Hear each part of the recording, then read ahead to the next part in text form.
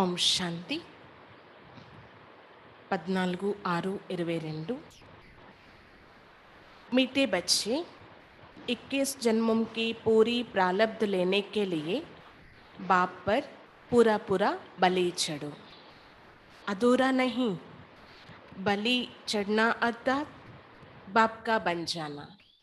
మధురమైన పిల్లలు 21 జన్మల ప్రాలబ్ధం పొందడం కోసం బాబా పైన పూర్తి బలిహారం అవ్వాలి, సగం సగం కాదు. బలి అవ్వడము అంటే అర్థం బాబా వారిగా అవ్వడం, బాబా వారిగా ఉండడం. ప్రశ్న, किस गुह्य बात को समझने के लिए बेहद की बुद्धि चाहिए? ఏ గుహ్య విషయం అర్థం చేసుకోవడానికి అనంతమైన బుద్ధి కావాలి?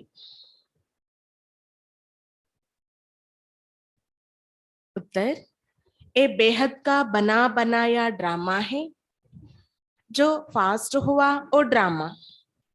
ఇది అనంతమైన తయారు చేసి చేయబడి ఉన్న డ్రామా. ఏదైతే గడిచిపోయిందో అది డ్రామా. अब ये ड्रामा पूरा होता है, हम घर जाएंगे, फिर नए सिर पाठ शुरू होगा. ఇప్పుడు ఈ డ్రామా పూర్తయ్యేది ఉంది, మనం ఇంటికి వెళ్ళిపోతాం, మళ్ళీ కొత్తగా ప్రారంభం అవుతుంది. ఏ గుహ్య బాతేం సమజ్నే కే లియే బేహద్ కి బుద్ధి చాహియే.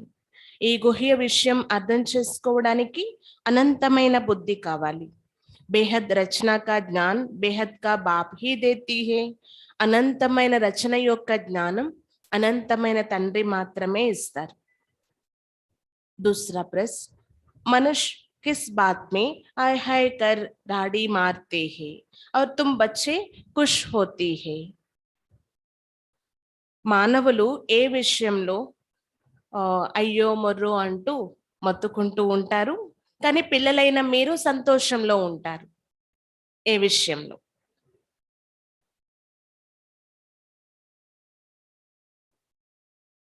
उत्तर, अज्ञानी मनुष्य थोड़ी सी बीमारी आने पर रड़ी मारते हैं, तुम बच्चे खुश होते क्योंकि समझते हो ये भी पुराना हिसाब किताब चुक्त हो रहा है. జవాబు చెప్తున్నారు బాబా, అజ్ఞాని మానవులు ఏదైనా కొంచెం అనారోగ్యం వచ్చింది అంటే చాలా భయపడిపోతూ ఉంటారు. అయ్యో నాకే రావాలా అనే ఫీలింగ్స్, ఇలా బాధపడుతూ ఉంటారు. కానీ పిల్లలైన మీరు ఖుషి అవుతారు, సంతోషిస్తారు. ఎందుకంటే మీకు తెలుసు ఇవి కూడా పాత లెక్కలు, క్లియర్ చేసుకోవాల్సిందే అని. గీత్ తునే రాత్ గవాయి సోకే దిన్ గవాయి కాకే.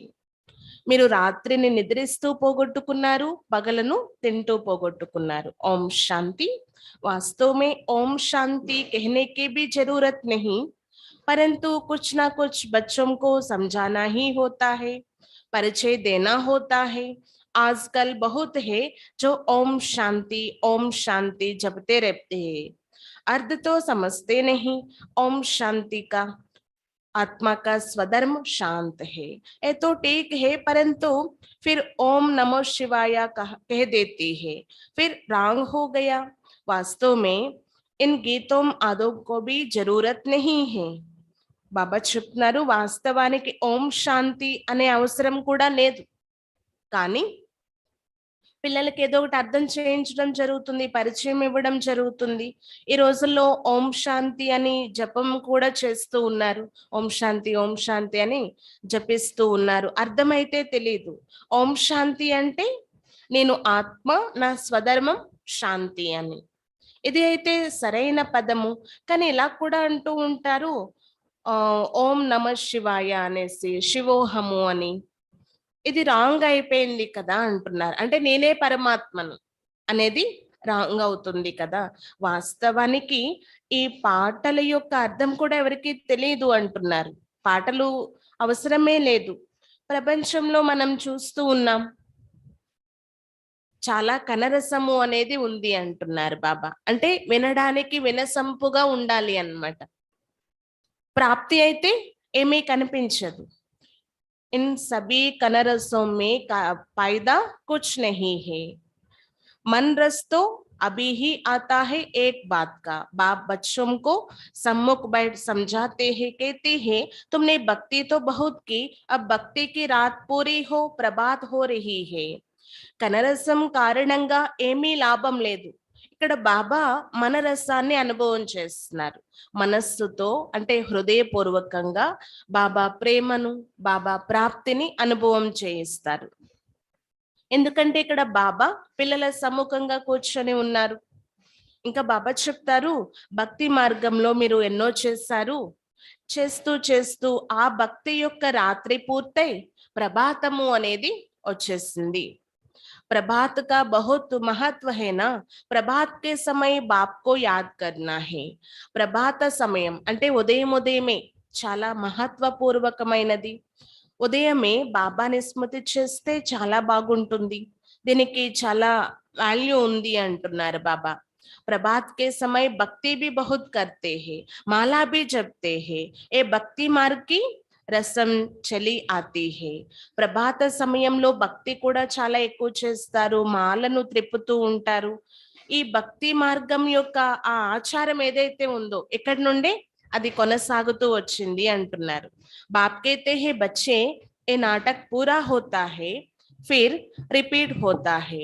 वहां तो भक्ति की दरकार नहीं, खुद ही कहती है भक्ति मार्ग के बाद भगवान मिलता है. బాబా చెప్తారనమాట, ఇప్పుడు ఈ నాటకం పూర్తయి మళ్ళీ రిపిటేషన్ అయ్యేది ఉంది. సతయుగంలో భక్తి యొక్క అవసరమే ఉండదు, ఎందుకంటే స్వయం మీరే దేవతలుగా ఉంటారు కాబట్టి. మళ్ళీ ద్వాపర యుగం నుండి భక్తి ప్రారంభం అవుతుంది, భగవంతుణ్ణి పిలవడం స్టార్ట్ అవుతుంది. ఈ సమయంలో పిల్లలైన మీరు బాబాని స్మృతి చేస్తున్నారు, ఎందుకంటే చాలా దుఃఖం ఉంది. దుఃఖంలోనే భగవంతుడు గుర్తొస్తూ ఉంటారు. जब कोई आपद आती है, बीमार पड़ते हैं तो भगवान को याद करते हैं. ఇంకా ఏమైనా ఆపదలు వచ్చినా, అనారోగ్యం కలిగిన భగవంతుడిని స్మృతి చేస్తూ ఉంటారు. భక్తి హి భగవాన్ కో యాద్ కర్తే హై. భక్తులే భగవంతుడిని స్మృతి చేస్తారు. సత్యుగ్ త్రేతా మే భక్తి హోతీ నహీ, नहीं तो सारा भक्ति कल्ट हो जाए. भक्ति ज्ञान और बाद में वैराग्य. भक्ति के बाद फिर है दिन. दिन कहा जाता है नई दुनिया को. भक्ति ज्ञान वैराग्य अक्षर टेक है. वैराग्य किसका? पुरानी दुनिया, पुराने संबंध आदि से वैराग्य. चाहते हैं मुक्ति धाम में बाबा के पास जाइए. भक्ति के बाद हमको भगवान जरूर मिलना है. బాబా చెప్తున్నారనమాట, ఈ సమయంలో మీరు బాబాని చాలా ప్రేమగా స్మృతి చేస్తూ ఉంటారు. సత్య త్రేతాయుగాలలో స్మృతి చేసే అవసరం ఉండదు, భక్తి కూడా నడవదు అంటున్నారు బాబా. భక్తి యొక్క పార్ట్ ఈ సమయంలోనే ఉంది అన్నమాట. భక్తి జ్ఞానం తర్వాత వైరాగ్యము అని అంటారు. భక్తి తర్వాత పగలు అంటే జ్ఞాన ప్రకాశం. మళ్ళీ రాత్రి తర్వాత పగలు రావాల్సిందే. పగలు అంటే కొత్త ప్రపంచము అంటున్నారు బాబా.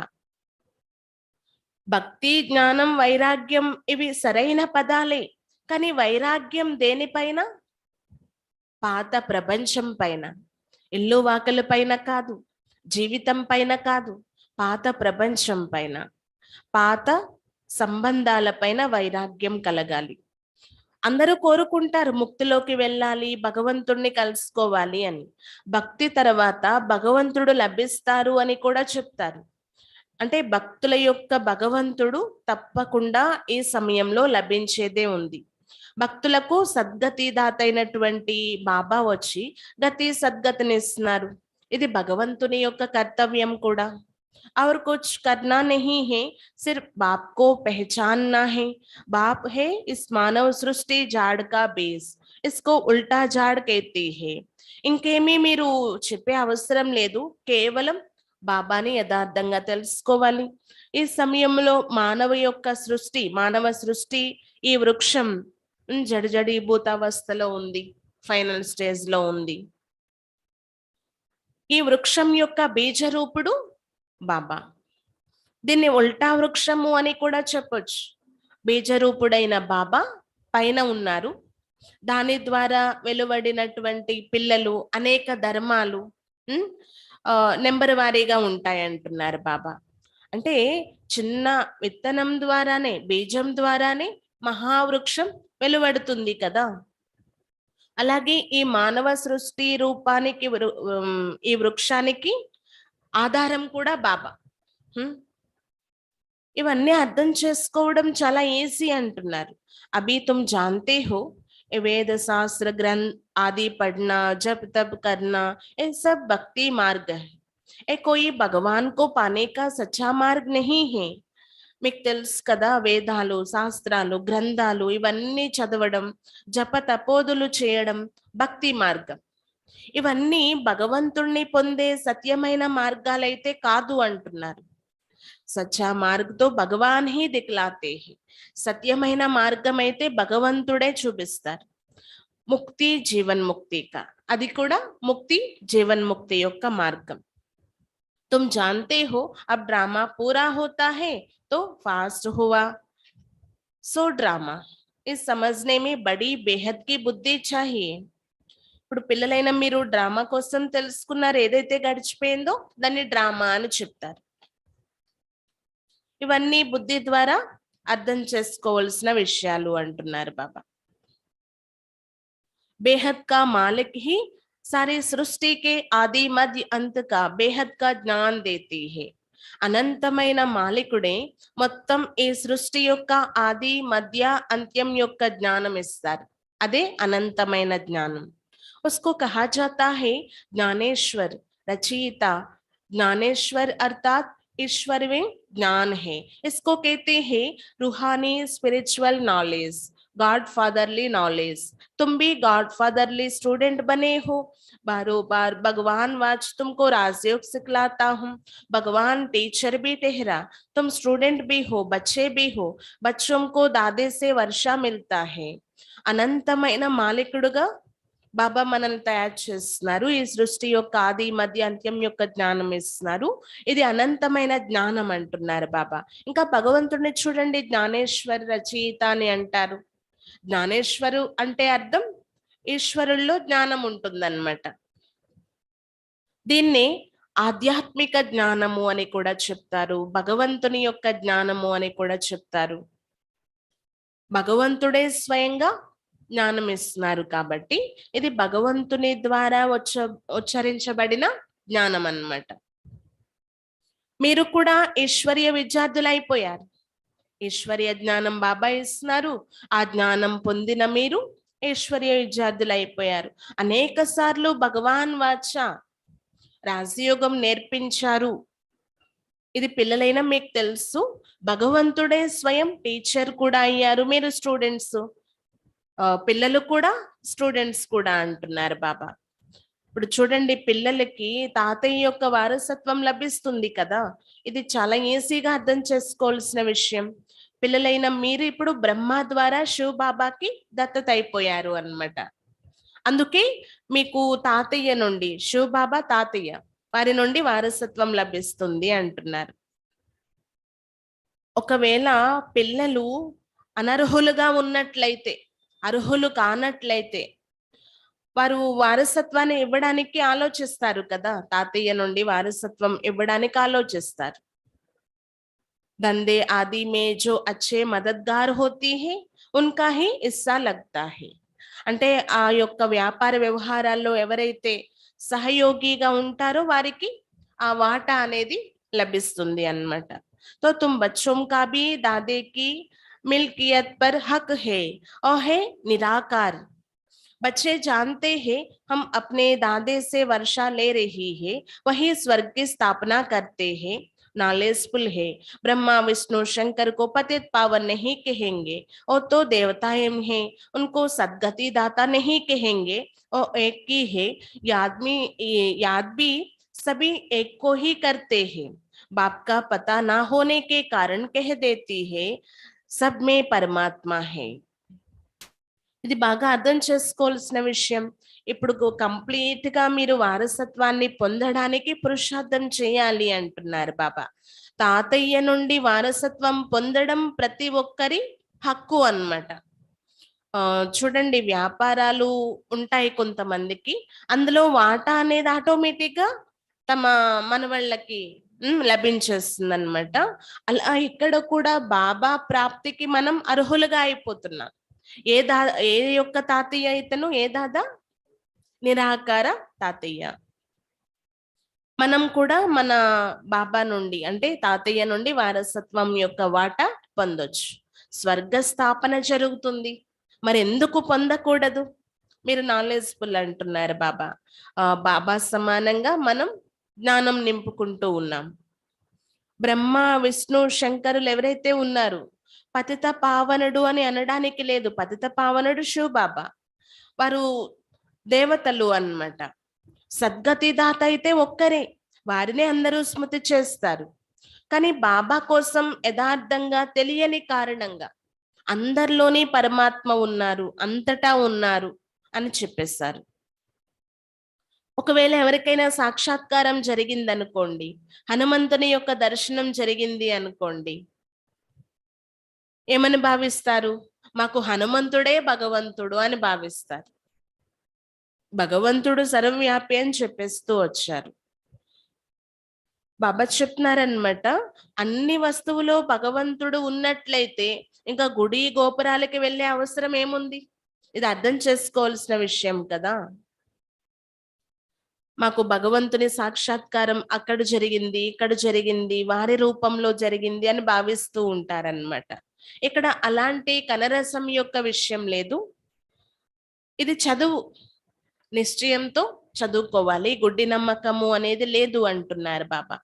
बाप कहते हैं मैं बच्चों को आकर पढ़ाता हूँ, तुम देखते भी हो कैसे पढ़ाते हैं, जैसे और टीचर होती है बिल्कुल साधारण रीति पढ़ाते हैं।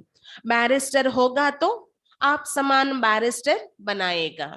ये तो तुम ही जानते हो इस भारत को स्वर्ग किसने बनाया और भारत में रहने वाले सूर्यवंशी देवी देवता कहाँ से आए। ఇంకా మిగిలిన వాళ్ళు కూడా చదివిస్తారు టీచర్స్ అయి, కానీ అది పూర్తిగా సాధారణమైన చదువు అంటున్నారు బాబా. బ్యారిస్టర్ ఉన్నారనుకోండి, తమ సమానంగా బ్యారిస్టరీగా తీర్చిదిద్దుతారు, ఆ చదువు చదివిస్తారు.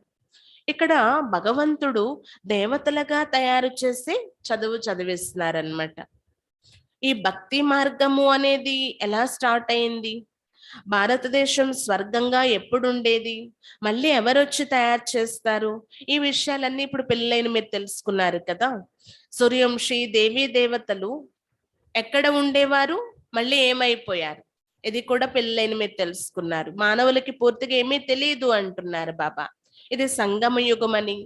ఈ సంగమ యుగం తర్వాత మళ్ళీ సతయుగం వస్తుందని మీకు తెలుసు. సంగమ యుగంలో నించొని ఉన్నారు మీరు. ప్రతి యుగ యుగానికి సంగమము అనేది ఉంటుంది. కానీ ఈ సంగమం యొక్క అద్భుతం ఏంటి అంటే, మానవులు దేవతలుగా తయారవుతున్నారు, పతితులు పావనంగా తయారవుతున్నారు. ఇది సంగమం యొక్క మేళ అంటున్నారు బాబా. ఆత్మ పరమాత్మ యొక్క మేళ. అయితే బాబా దగ్గరికి పిల్లలు వస్తారు కలుసుకోవడానికి. మేళ అనేది కళ్యాణకారిగా తయారు చేసేది కదా. కాబట్టి ఆ కుంభమేళాకు చాలా ప్రఖ్యాతి జరిగింది అంటున్నారు బాబా. చాలా ప్రసిద్ధి చెంది ఉంది అన్నమాట. వాస్తవానికి చైతన్యమైనటువంటి మేళ ఇది. ఆమె యొక్క మేళాలు చేస్తూ ఉంటారు, కానీ వాటి వల్ల ఏమి ప్రాప్తి లభించదు. సత్యాతి సత్యమైన కుంభమేళ, ఆత్మ పరమాత్మతో కలిసే మేళ ఇక్కడ జరుగుతుందన్నమాట. గాయనం కూడా చేస్తారు, ఆత్మ పరమాత్మ చాలా కాలం దూరంగా ఉన్నారు అని. అలాంటి సుందరమైనటువంటి అద్భుతమైన సమయం ఇదే అంటున్నారు బాబా. ఎంత ఉన్నతమైన సమయం ఇది. అందుకు సంగమ యుగాన్ని కళ్యాణకారి యుగము అని చెప్తారు. అందరి కళ్యాణము ఈ సమయంలోనే జరిగేది ఉంది. గతి లేక సద్గతి, ముక్తి లేదా జీవన్ ముక్తి పొందేటటువంటి సమయం ఇది అంటున్నారు. बाप आकर सबको पढ़ाते हैं और है निराकार स्टार लिंग रूप रखा है समझाने के लिए। బాబా వచ్చి అందరినీ చదివిస్తున్నారు. వారు నిరాకారుడు, స్టార్ రూపంలో ఉంటారు. లింగ రూపము ఏదైతే ఉందో అది పెట్టేశారనమాట అక్కడ. అర్థం చేసుకోవడానికి, పూజ చేయడానికి। बिंदी रखने से कुछ समझ ना सके, तुम समझा सकते हो आत्मा एक स्टार है, बाप भी स्टार है, जैसे आत्मा वैसे परमपिता परमात्मा। ఒక్క బిందువే ఉన్నట్లయితే ఏమీ అర్థం చేసుకోలేరు, కానీ పిల్లలైన మీకు తెలుసు ఆత్మ ఒక బిందువు, పరమాత్మ కూడా ఒక బిందువు అని। కానీ ఆత్మకు పరమాత్మకు ఏమీ తేడా లేదు రూపంలో అయితే। तुम्हारी आत्माएं भी नंबरवार है, कोई की बुद्धि में कितनी नॉलेज भरी हुई है, कोई की बुद्धि में कितनी। अभी तुम समझते हो हम आत्माएं कैसे 84 जन्म भोगते हैं। हर एक को अपना हिसाब किताब भोगना ही पड़ेगा। कोई बीमार पड़ते हैं हिसाब चुक्त करना है, ऐसा नहीं।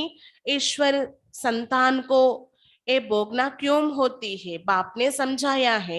बच्चे जन्म जन्मांतर के पाप है, बल कुमारी है, कुमारी से क्या पाप होता है, परंतु ये तो अनेक जन्मों का हिसाब किताब चुक्त होना है। बाबा చెప్తున్నారన్నమాట, పిల్లలైన మీకు తెలుసు ఆత్మ పరమాత్మల యొక్క రూపం సేమ్ ఉంటుంది అని, ఒకేలా ఉంటుంది, ఏమీ తేడా ఉండదు। కానీ ఇది అర్థం చేసుకునేవారు నెంబర్ వారే పురుషార్థం అనుసారంగా ఉన్నారు। కొంతమంది బుద్ధిలో ఎంతగా ఈ యొక్క జ్ఞానం నిండి ఉంది అంటే నెంబర్ వారి, కొంతమందిలో కొంతే నిండి ఉంటుంది, కొంతమందిలో చాలా ఎక్కువ ఉంటుంది అంటున్నారు బాబా। పిల్లలైన మీరు 84 జన్మలు పూర్తి చేసుకొని వచ్చారు కదా, అంటే చూడండి ఈ సమయంలో అనేక జన్మల యొక్క లెక్కలు క్లియర్ అయిపోతున్నాయి, అంతిమ జన్మ కాబట్టి। ఎవరైనా అనారోగ్యవంతులుగా అయ్యారనుకోండి, అనారోగ్యం కలిగినట్లయితే అది క్లియర్ అయిపోతుంది, ఆ హిసాబ్ కితాబ్ ఏదైతే ఉందో లెక్క ఖాతా క్లియర్ అవుతున్నట్లు। ఎలా అయితే కాదు అనుకోకండి, ఈశ్వరీయ సంతానం అయినా సరే బాబాకు పిల్లలం అయిపోయాము అయినా అనుభవించవలసి వస్తుంది అని ఎప్పుడు భావించకండి అంటున్నారు బాబా। భగవంతుని పిల్లలు ఎందుకు ఇవన్నీ అనుభవించాలి అని అనుకోకండి, బాబా అర్థం చేయించారు కదా, పిల్లలు జన్మ జన్మాంతరాల పాపాలు శిరస్సు పైన చాలా ఉన్నాయి, అవైతే క్లియర్ చేసుకోవాలి। భలే కుమారియే అనుకోండి, ఆ రోగం వచ్చిన వారు కుమారి ఏం పాపం చేసి ఉన్నారు, పవిత్రమైన వారు కదా, అయినా సరే హిసాబ్ కితాబ్ అంటున్నారు బాబా, ఆ లెక్క క్లియర్ చేసుకోవాల్సిందే, గత జన్మల్ది అన్నమాట।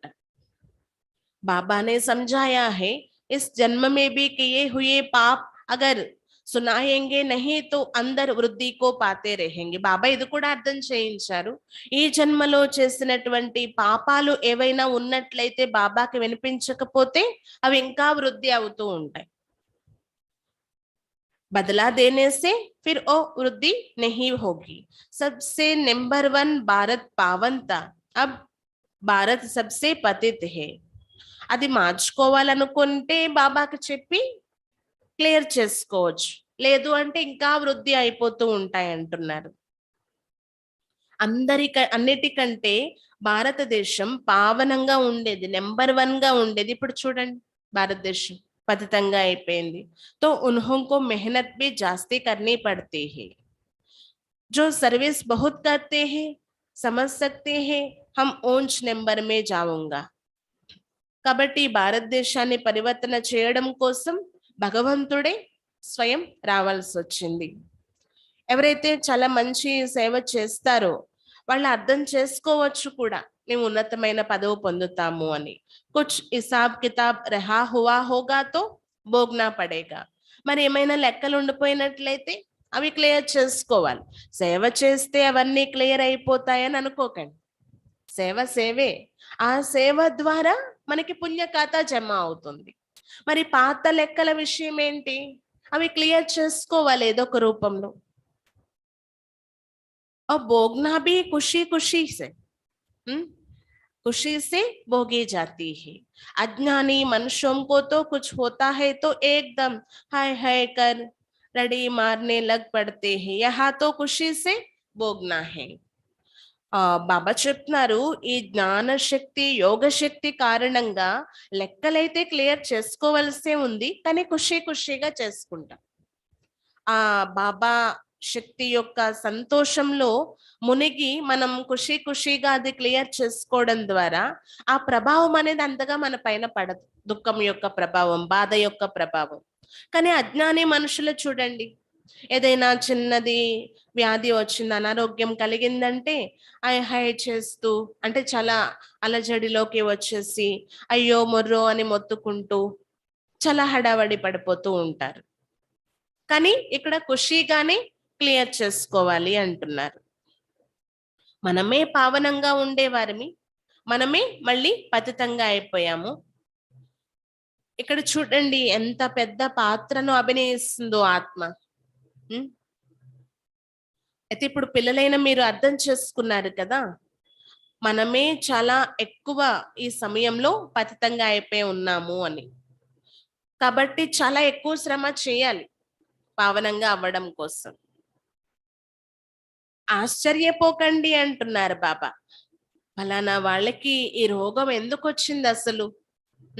ఎంత సేవ చేసేవారు, ఎంత జ్ఞానీలు, వాళ్ళకి అసలు రాకూడదే అని అలా ఆశ్చర్యపోకండి అంటున్నారు.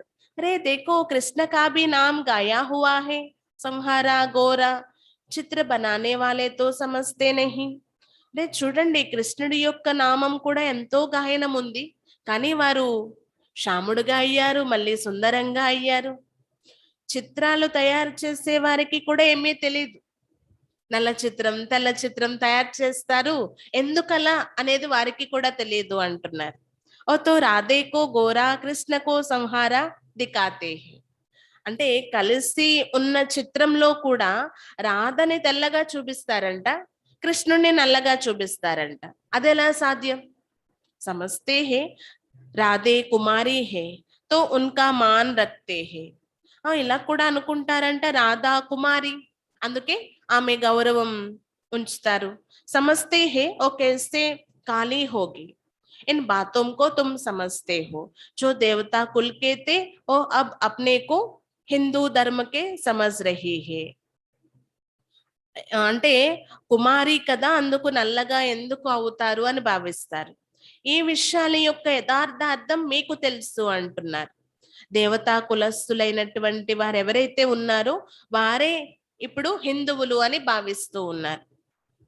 तुम श्रीमत पर अपने कुल का उद्धार करते हो, सारे कुल को पावन बनाना है, साल्वेज कर ऊपर ले आना है. तुम साल्वेशन आर्मी भी हो, बाप ही दुर्गति से निकल सदगति करते हैं. वही क्रिएटर, डायरेक्टर, मुख्य एक्टर गाया हुआ है. एक्टर कैसा है? पतित पावन बाप आकर पतित दुनिया में सभी को पावन बनाते हैं. మీరు శ్రీమతం అనుసారంగా ఈ కుల ఉద్ధరణ చేస్తున్నారు అంటున్నారు బాబా. దేవతా కులం యొక్క ఉద్ధరణ చేస్తున్నారు, మొత్తం కులం అంతటినీ పావనంగా చేస్తున్నారు, అంటే రక్షిస్తున్నారు అన్నమాట. అందుకే అలా రక్షించి ఉన్నతిలోకి తేవడం, పైకి తేవడం మీ డ్యూటీ.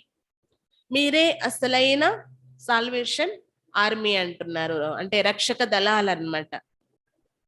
బాబా కూడా వచ్చి దుర్గతి నుండి పైకి తీసి సద్గతిలోకి తీసుకువెళ్తున్నారు. అందుకే బాబా క్రియేటర్, డైరెక్టర్, ముఖ్య యాక్టర్ అని గాయనం ఉంది బాబా కోసం. యాక్టర్ కూడా అయ్యారు. ఎలా? పతితుల్ని పావనంగా చేసే పాత్ర అభినయిస్తున్నారు బాబా. మొత్తం ఈ ప్రపంచాన్నే పావనంగా తీర్చిదిద్దుతున్నారన్నమాట. మరి ముఖ్య యాక్టర్ అయినట్లే కదా. ఇది ఎవ్వరి కర్తవ్యం కాదు, బాబా వచ్చి చేయవలసి ఉంది.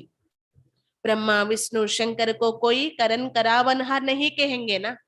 బ్రహ్మ విష్ణు మహేశ్వరుని చేయించేవారు అని అన్నారు కదా. అభి తుమ్ అనుభవ్ సే కహ సక్తే హో, బాబా జిస్కో కరణ్ కరావన్హార్ कहते हैं और इस समय पाठ बजाते हैं. ఇప్పుడు మీరు అనుభవపూర్వకంగా చెప్పగలరు, బాబాని మనం కరణ్ కరావన్హార్ అంటే చేయించేవారు అని అంటాం. వారే స్వయంగా ఈ సమయంలో పాత్ర అభినయిస్తున్నారు. ఓ పాఠ్ బజాయింగే బి సంగం పర్. మరి వారు పాత్ర అభినయించేది కూడా విశేషంగా సంగమ యుగంలో చేస్తారు, చేయిస్తారు. అందుకే కరణ్ కరావన్హార్ అని మహిమ చేస్తాం. ఉన్కో కోయి జాంతే నహీ, కానీ యథార్థంగా వారి కోసం ఎవరికీ తెలియదు. మానవ్ సులా కళా సే బి नीचे गिरते हैं, आहिस्ते आहिस्ते कला कम हो जाती है, हर जन्म में कुछ ना कुछ कला कम हो जाती है. మానవులు చూడండి 16 కళల నుండి ఎంత కిందకి వచ్చేసారో, అది కూడా ఏకదం కాదు, ఒక్కసారిగా కాదు, నెమ్మది నెమ్మదిగా కళలు అనేవి తగ్గుతూ వచ్చాయి. ప్రతి జన్మలో కూడా చేంజ్ అనేది వచ్చేస్తూ ఉంటుంది అంటున్నారు బాబా. సత్యుగంలో 8 జన్మలు మాత్రమే తీసుకుంటారు. ఆ 8 జన్మల్లో కూడా ఒక్కొక్క జన్మకి తేడా వచ్చేస్తుంది. కళలు నెమ్మది నెమ్మదిగా తగ్గిపోతూ ఉంటాయి అంటున్నారు బాబా. ఒక్కొక్క జన్మ డ్రామా అనుసారంగా ఎంతో కొంత కళ అనేది తగ్గుతూ వస్తుందన్నమాట. ఇప్పుడు ఎక్కే సమయం కదా, దిగే సమయం అయిపోయింది, ఎక్కే సమయం అంటున్నారు. మనం ఎప్పుడైతే పూర్తిగా ఎక్కేస్తామో మళ్ళీ సులకల సంపూర్ణ అయిపోతామన్నమాట. ఎక్కడమైతే ఒక్కసారిగా దిగడానికి చూడండి ఎంత టైం పట్టింది. పిల్లలు ఈ విషయాలన్నీ అర్థం చేసుకున్నారు కదా. ఇప్పుడు రాజధాని స్థాపన అవుతుంది. రాజధానిలో అనేక రకాల పదవులు ఉంటాయంటున్నారు బాబా. పిల్లలైన మీరు మంచి రీతిగా శ్రీమతం అనుసారంగా ఉన్నతమైన పదవి పొందడం కోసం ఇక్కడ చదువుకుంటున్నారు. బాబాకు తమ పొతామేలు కూడా పంపిస్తూ ఉంటారంట, కొంతమంది చార్ట్ పంపిస్తూ ఉంటారు. దాని అనుసారంగా బాబా సలహా ఇస్తారు వారికి, ఇలా చేస్తే బాగుంటుంది, మీ యొక్క పరిస్థితి ఇలా ఉంది కదా, ఇలా చేయండి అని బాబా సలహా ఇస్తారు. కళ్యాణకారుడు కదా, అకళ్యాణం ఎలా జరుగుతుంది చెప్పండి. అంటే మన వేలో మనం ఆలోచిస్తే అకళ్యాణంగా అనిపించవచ్చు ఆ విషయం, కానీ బాబా కళ్యాణంగా మార్చేస్తారు. ఎందుకంటే ఎవరి డైరెక్షన్ తీసుకున్నాం మనం? సాక్షాత్ భగవంతుని యొక్క డైరెక్షన్. ఇప్పుడు పిల్లలైన మీరు మొత్తం సృష్టి యొక్క ఆది మధ్య అంత్య జ్ఞానం తెలుసుకున్నారు. ఒక్క రోజులో కూర్చుంటే అంతా తెలిసిపోతుందా? ఏం కాదు అంటున్నారు. ఇది నాలెడ్జ్ అన్నమాట. బాబా నాలెడ్జ్ఫుల్, జ్ఞాన సాగరుడు. సాగరుడు అంటేనే మీనింగ్ ఏంటి? ఎంతో ఉంది, మనం తెలుసుకున్నది చాలా కొంచెం. అందుకే బాబా చెప్తారు, జబ్ తక్ జీనా హే తబ్ తక్ పీనా హే. ఎప్పటి వరకు అయితే జీవించి ఉంటాం అప్పటి వరకు ఇది జ్ఞానామృతం త్రాగవలసిందే, తెలుసుకోవలసిందే. ఇది ఎక్కే సమయం కాబట్టి మీ యొక్క కర్మల్ని శ్రేష్టంగా తీర్చిదిద్దుకోవాలి అంటున్నారు బాబా. భారతదేశం యొక్క పాత్ర కూడా చాలా అద్భుతమైనది. చూడండి, భారతదేశం ఎంత మహాన్ భూమిగా ఉండేది, బంగారు పెచ్చుకగా ఉండేది. కానీ ఇప్పుడు చూస్తూ ఉన్నాం మనం, భారతదేశ పరిస్థితి చాలా డౌన్ అవస్థలో ఉంది అంటున్నారు బాబా. మనమే పూజ్యులుగా ఉండి దేవతలుగా ఉండేవారు, ఇప్పుడు పూజారులుగా అయిపోయాం. 84 జన్మలు కంప్లీట్ కూడా అయిపోయాయి. ఇప్పుడు మళ్ళీ రిపిటేషన్ డ్రామా రిపీట్ అయ్యేది ఉంది అంటున్నారు బాబా. అయితే ఇప్పుడు పిల్లలైన మీరు సంగమ యుగంలో ఉన్నారు. బాబా నుండి జ్ఞానం పొంది జ్ఞానీలుగా అయ్యారు కదా, మళ్ళీ మీరే పతితం నుండి పావనంగా అవుతారు అంటున్నారు బాబా. మళ్ళీ ఎవరైనా ఈ జన్మలో ఏ పాపం చేయకపోయినా గత జన్మలది ఏదైతే ఉందో అది అయితే క్లియర్ చేసుకోవాలి. మరి లాస్ట్ జన్మ కాబట్టి మళ్ళీ ఫస్ట్ నుండి పాత్రలు అభినయించాలి. అందుకే ఇప్పుడు అన్ని క్లియర్ చేసేసుకోవాలి. చూస్తూ ఉన్నాం, రోజు రోజుకి దుఃఖాలు పెరిగిపోతూ ఉన్నాయి కదా. ఎంత పెద్ద ధనవంతులైనప్పటికీ దుఃఖం లేని వారంటూ లేరు. మరి ఏదో ఒకలా క్లియర్ చేసుకోవాలి కదా. ఆరోగ్యం ఉంటే ధనం లేకపోవచ్చు, ధనం ఉంటే ఆరోగ్యం లేకపోవచ్చు, ఇలా రకరకాలవి మనం చూస్తూ ఉన్నాం. మనం ఇవన్నీ క్లియర్ చేసుకోవాలి చాలా ఖుషీగా స్మృతి శక్తితో. స్మృతిలో ఎంత శక్తి ఉంది అంటే ఏమీ కష్టం కాదు అంటున్నారు బాబా. కష్టం అని భావిస్తున్నారా ఏంటి? స్మృతి, బాబాని స్మృతి చేయడం ఈజీయే కదా. తుమ్హారే లియే బాబా कहते हैं तुम याद में बैठे तो निरोगी बनेंगे. మన కోసం బాబా చెప్తున్నారు, మీరు స్మృతిలో కూర్చుంటే మీరు నిరోగిగా అయిపోతారు. बाबा से वर्षा मिलता है, सुख शांति पवित्रता का, निरोगी काया या बड़ी आयु भी मिलती है सिर्फ याद से. బాబా నుండి వారసత్వం లభిస్తుంది, సుఖము, శాంతి, పవిత్రత యొక్క వారసత్వం. నిరోగి కాయ కూడా అంటే సంపూర్ణ ఆయుష్మంతులుగా అయిపోతాము, చాలా ఎక్కువ ఆయుష్ లభిస్తుంది స్మృతి ద్వారానే అంటున్నారు బాబా. ఇది సాధ్యం. नॉलेज से तुम त्रिकालदर्शी बनते हो. త్రికాలదర్శి का अर्थ भी कोई नहीं जानते. ఈ జ్ఞానం ద్వారా మీరు త్రికాలదర్శిగా అవుతున్నారు. త్రికాలదర్శి అంటే అర్థం ఏంటి ఎవరికి తెలియదు. रिद्धि सिद्धि वाले भी बहुत होती है. यहाँ बैठे भी लंदन की दिखाते हैं, లండన్ का సిటీ को दिखाते हैं. రిద్ధి సిద్ధి వాళ్ళు కూడా చాలా మంది ఉంటారంట, మంత్రతంత్రాలు చేసేవారన్నమాట. ఇక్కడ కూర్చొని కూడా లండన్ యొక్క సిటీ చూపిస్తారు. परंतु इस रिद्धि सिद्धि से फायदा क्या है? कुछ भी नहीं. కానీ ఈ మంత్రతంత్రాల ద్వారా ఏంటి లాభం? ఏమీ లేదు అంటున్నారు బాబా. दीदर भी होती है दिव्य दृष्टि से, इन नयनों से नहीं. इस समय सब संहारे थे. तुम बलि चढ़ते हो अर्थात बाप का बनते हो. ఇంకా సాక్షాత్కారాలని ట్రాన్స్ అని ఇలా కూడా చేయిస్తారనమాట. అది దివ్య దృష్టి ద్వారా జరుగుతుంది అంటున్నారు, ఈ నయనాల ద్వారా కాదు. అంటే ఎక్కడో ఏదో దృశ్యం మనకి కళ్ళకు కట్టినట్లు మన కళ్ళ ముందే ఉన్నట్లు చూపిస్తూ ఉంటారు. దివ్య దృష్టి ద్వారా జరుగుతాయి అన్నమాట అవి. ఈ సమయంలో మనం అందరం నల్లగా ఉన్నాం, అంటే పతితంగా. బాబా పైన ఎప్పుడైతే బలిహారం అయిపోతామో పావనంగా అయిపోతాం. బలిహారం అవ్వడం అంటేనే అర్థం బాబా వారిగా అవ్వడం. బాబా పైన ఇప్పుడు మనం బలిహారం అయితే మన కోసం బాబా 21 జన్మల కోసం బలిహారం అయిపోతారు. బాబా చెప్తున్నారు, బాబా పైన సగం సగం బలిహారం కాకూడదు, పూర్తిగా. చూడండి, శివుడు పైన పాలుతో తేనెతో రకరకాల పుష్పాలతో అర్పిస్తారు, అభిషేకం చేస్తారు కదా. కొంతమంది దేవతలకు బలి కూడా ఇస్తారు. ఆ బలుల యొక్క విషయం కాదు, వాస్తవానికి సత్యమైన బలి ఇదే, బాబా వారిగా అయి ఉండడం.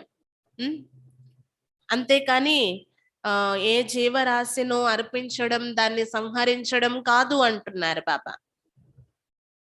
ఇక్కడ 21 జన్మల ప్రాలబ్ధం లభిస్తుంది. ఎవరి జీవగాత అయినా చేయడం కరెక్ట్ కాదు అంటున్నారు బాబా. అంటే ఆత్మహత్య అంటారు కదా, జీవగాత అన్నమాట, జీవహత్య. అలాంటివి మహాపాపము. అంటే చూస్తూ ఉన్నారు, చాలా మంది దుఃఖానికి ఎక్కువ వశమైపోయారు, చాలా దుఃఖం అనుభవిస్తున్నారంటే ప్రాణం తీసుకుంటారన్నమాట. ఇది కరెక్ట్ కాదు అంటున్నారు. తమ శరీరాన్ని తామే అర్పించుకోవడం అది బలి అనుకుంటున్నారు. అప్పట్లో కాశీ కల్వట్ అనేసి కతుల బావి ఉండేది కాశీలో. వెళ్ళి తమకు తామే పడిపోయేవారు నూతిలో. అదేదో బలి ఇవ్వడము అని భావించేవారు, కానీ అది కరెక్ట్ కాదు అంటున్నారు బాబా. కొంతమంది తమ పీకని కట్ చేసుకుంటారు. ఇలా కట్ చేసుకోవడం ద్వారా ఏంటి ప్రయోజనం? జీవగాత అయిపోయింది, మహాపాపం అయిపోయింది అంటున్నారు బాబా. बाप मीठे मीठे बच्चों को कितने अच्छी रीति समझाते हैं. तुम जानते हो कल्प कल्प कल्प के संगम युगे इस कुंभ के मेले में आते हैं. మధురాతి మధురమైన పిల్లలకు బాబా మంచి రీతిగా అర్థం చేయిస్తున్నారు. నేను కల్పకల్పము కల్పం యొక్క సంగమ యుగంలో వస్తాను అంటున్నారు బాబా. ఈ యొక్క సుందరమైన సంగమ యుగంలో కుంభమేళ అనేది జరుగుతూ ఉంది. వీరు వారే మాతాపిత, కల్ప క్రితం కలిసిన వారే. మీకు నిశ్చయం ఉంది కదా, పిల్లలు ఈ సమయంలో బాబా సముఖంగా కూర్చొని ఉన్నారు. మన ఆత్మలో 84 జన్మల పాత్ర నిండి ఉంది, అది ఇప్పుడు పూర్తి చేసేసాము. బాబా మనల్ని మళ్ళీ అలంకరించి తమతో పాటు తీసుకొని వెళ్తారు అన్నమాట. ఆత్మ ఎంత జ్ఞానం నింపుకొని ఉంది అంటే, జ్ఞానం మరియు యోగం కారణంగా పతితం నుండి పావనంగా అయిపోతుంది అంటున్నారు బాబా. మొత్తం మీ బుద్ధిలో జ్ఞానమంతా నిండి ఉంది. జ్ఞాన సాగరుడైన బాబా స్వయం మన తండ్రి అయినప్పుడు మనలో జ్ఞానం ఉండాలి కదా. వేద శాస్త్రాల్లో కూడా ఈ విషయాలు ఏమీ లేవు, అంతా బాబా అర్థం చేయిస్తున్నారనమాట. ఇక్కడ సత్యమైన బలిహారం అవ్వాలి అంటున్నారు. దేహ సహితంగా ఏవైతే అనేక రకాల విషయాలు ఉన్నాయో వాటిని బుద్ధి ద్వారా మరవండి అంటున్నారు. స్వయాన్ని ఆత్మగా భావించి నన్ను స్మృతి చేయండి. బుద్ధి యోగం ఒక్క బాబాతోనే జోడించాలి. గాయనం కూడా ఉంది కదా, కుసాంగత్యం ముంచేస్తుంది, సత్యమైన సాంగత్యం తీరానికి చేరుస్తుందని. మరి సత్సాంగత్యం ఎవరితో చేయాలి? బాబాతో చేయాలి. అందుకే బాబా వారిగా తయారై ఉండాలి, బాబా పైన పూర్తి బలిహారం అవ్వాలి అంటున్నారు. బాబా చెప్తున్నారనమాట, మధురాతి మధురమైన పిల్లలు, ఈ విశ్వ రాజ్యాధికారం యొక్క ప్రాప్తి మీకు లభించేది ఉంది. నేను మీకు ఎంత నిష్కామంగా ఇస్తున్నానో చూడండి, మీ నుండి ఎలాంటి ఫలితం ఆశించకుండా. నిష్కామ సేవ చేసేవారు ఎవరైనా ఉన్నారంటే అది బాబా మాత్రమే అన్నమాట. బాబా ఏమి రాజ్యం చేయరు, మన నుండి ఏమి తీసుకోరు. మీరిప్పుడు నా పైన బలిహారమైన దానికి గుర్తుగానే నేను మీకు ప్రాప్తినిచ్చేస్తున్నాను అంటున్నారు. आत्मा जो कहती है हम निष्काम सेवा करती है, ये कहाँ से सीखे है? तुम जानते हो निष्काम सेवा बाबा ही करते हैं। आते हैं कल्प के संगम पर, अभी भी तुम्हारे सम्मुख बैठे हैं। बाप खुद कहते हैं मैं तो ही निराकार हूँ, मैं तुमको ये वर्षा कैसे दूं, सृष्टि के आदि मध्य अंत्य का ज्ञान कैसे सुनाऊं? इसमें प्रेरणा की बात ही नहीं। शिव जयंती मनाते हैं तो जरूर आता हूं ना, मैं आता हूं भारत में। भारत की महिमा सुनाते हैं। भारत तो बिल्कुल महान पवित्रता अब फिर से बन रहा है। बाप का कितना बच्चों पर लव है। నేను ఒక్కరినే నిష్కామ సేవ చేసేవారిని ఈ సంగమ యుగంలో వచ్చి మీకోసం ప్రాప్తి అంతటినీ ఇచ్చేస్తున్నాను అంటున్నారు. ఇప్పుడు మీ సముఖంగా ఉన్నాను. స్వయం బాబా ఏం చెప్తున్నాను, నేను నిరాకారుణ్ణి, మీకు వారసత్వాన్ని ఎలా ఇవ్వగలను? ఈ సృష్టి యొక్క ఆది మధ్య అంత్యం యొక్క జ్ఞానం ఎలా వినిపించగలను? ప్రేరణ ద్వారా జరిగేదైతే కాదు. అందుకు నేను తప్పకుండా శరీరాన్ని ఆధారంగా తీసుకునే రావాలి. అందుకే కదా శివ జయంతి అనేది కూడా జరుపుతూ ఉంటారు, ఎంతో మహిమ ఉంది. నేను భారతదేశంలోకే వస్తున్నాను, భారతదేశం నా జన్మస్థానం అంటున్నారు బాబా. భారతదేశం యొక్క మహిమ ఎంతో చేస్తూ ఉంటారు కదా. భారతదేశం చాలా మహాన్ పవిత్రమైనటువంటి భూమిగా ఉండేది, ఇప్పుడు మళ్ళీ అలా తయారవుతుంది. బాబాకు పిల్లల పైన ఎంత ప్రేమ ఉంటుంది, అలాగే మరి పిల్లలకి కూడా బాబా పైన ప్రేమ ఉండాలి. अच्छा, मीठे मीठे से खिलाते बच्चों प्रति माता पिता बाप दादा का याद प्यार और गुड मॉर्निंग। रूहानी बाप की रूहानी बच्चों को नमस्ते। हम रूहानी बच्चों की रूहानी बाप दादा को याद प्यार गुड मॉर्निंग और नमस्ते। धारणा के लिए मुख्य सार, पहले पॉइंट, श्रीमत पर अपने कुल का उद्धार करना है, सारे कुल को पावन बनाना है, बाप को अपना सच्चा పొతామేల్ देना है। మొదటి పాయింట్, శ్రీమతం పైన మీ కులం యొక్క ఉద్ధరణ చేయాలి. అంటే బాబా శ్రేష్టమైన సలహాను ఆచరిస్తూ మన కులం యొక్క ఉద్ధరణ చేయాలి. ఆది సనాతన దేవీ దేవత ధర్మం యొక్క కుల ఉద్ధరణ చేయాలి. మొత్తం కులాన్ని పావనంగా కూడా తయారు చేయాలంటున్నారు బాబా. ఇంకా బాబాకు మన సత్యమైన లెక్కాపత్రాన్ని అందించాలి. दूसरा, याद के बल से अपनी काया को निरोगी बनाना है, बाप पर पूरा पूरा बलिहार जाना है, बुद्धि योग और संग तोड़ एक संग जोड़ना है। స్మృతి బలంతో అంటే యోగ బలంతో మీ యొక్క కాయను అంటే శరీరాన్ని నిరోగిగా చేసుకోవాలి. బాబా పైన పూర్తిగా బలిహారం అవ్వాలి. బుద్ధి యోగం ఇతర సాంగత్యాల నుండి తెంచి ఒక్కరితోనే సాంగత్యం జోడించండి. वरदान, एक बाप दूसरा ना कोई, इस स्मृति से निमित्त बनकर सेवा करने वाले सर्व लगाव मुक्त भव. ఒక్క బాబా తప్ప ఇంకెవరూ లేరు. ఈ స్మృతి ద్వారా నిమిత్తంగా అయి సేవ చేసే సర్వ లగావు ముక్తులుగా తయారు కండి. అంటే లగావ్ అంటే ఒక రకమైనటువంటి మమకారము అన్నమాట. ఎవరితోని ఆ మమకారం ఉండకూడదు అంటున్నారు. जो बच्चे सदा एक बाप दूसरा ना कोई इस स्मृति में रहती है, उनकी मन बुद्धि सहज ఏకాగ్ర हो जाता है. ఏ పిల్లలైతే సదా ఒక్క బాబా తప్ప ఇంకెవ్వరూ లేరు అనే స్థితిలై ఉంటారు, వారి యొక్క మనస్సు బుద్ధి సహజంగా ఏకాగ్రతం అయిపోతుంది అంటున్నారు. और सेवा भी निमित्त बनकर करते हैं, इसलिए उसमें उनका लगाव नहीं रहता है. వారు సేవ కూడా నిమిత్తమై చేస్తారు, అందుకే దానిపైన ప్రత్యేకమైన ఆకర్షణ ఉండదు అంటున్నారు. लगाव की निशानी है, जहां लगाव होगा वहां बुद्धि जाएगी. ఆ ఆకర్షణకి నిశాని కూడా గుర్తు కూడా ఏంటి? ఎక్కడ ఆకర్షణ ఉంటుందో అక్కడ బుద్ధి ఆటోమేటిక్ గా వెళ్ళిపోతుంది కదా. मन भागेगा, इसीलिए सब जिम्मेवारियां बाप को अर्पण कर ट्रस्टी व निमित्त बनकर संभालो तो लगाव मुक्त बन जाएंगे.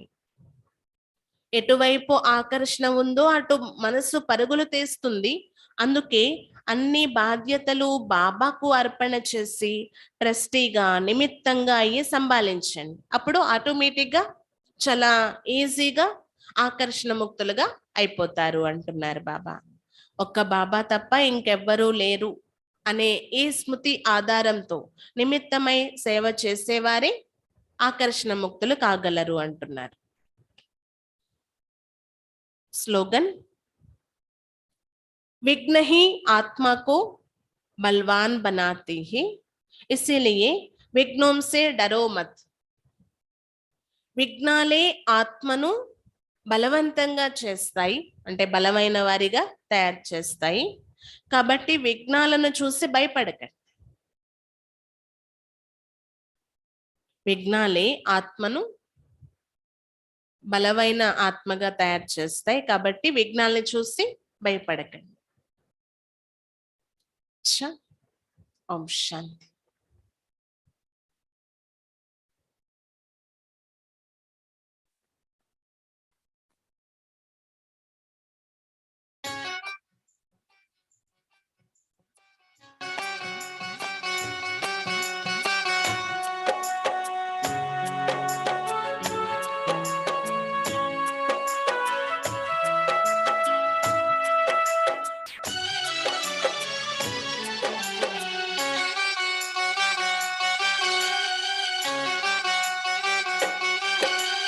सबको भूल कर एक बाबा को याद करो, सबको भूल कर एक बाबा को याद करो.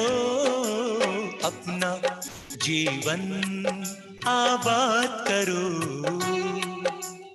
अपना जीवन आबाद करो.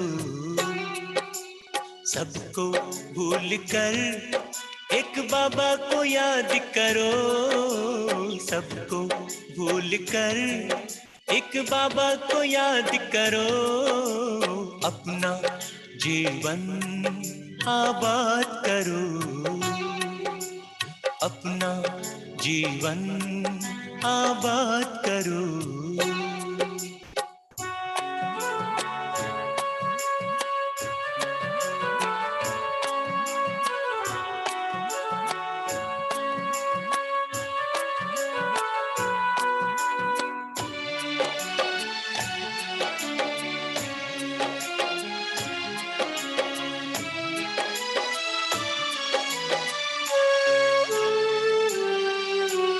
ये तन और ये धन साथ जाता नहीं है, ये तन और ये धन साथ जाता नहीं है, इस दुनिया में कोई साथ निभाता नहीं है, इस दुनिया में कोई साथ निभाता नहीं है।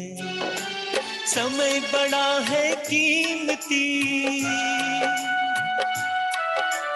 समय बड़ा है कीमती, इसे ना बर्बाद करो, अपना जीवन आबाद करो, अपना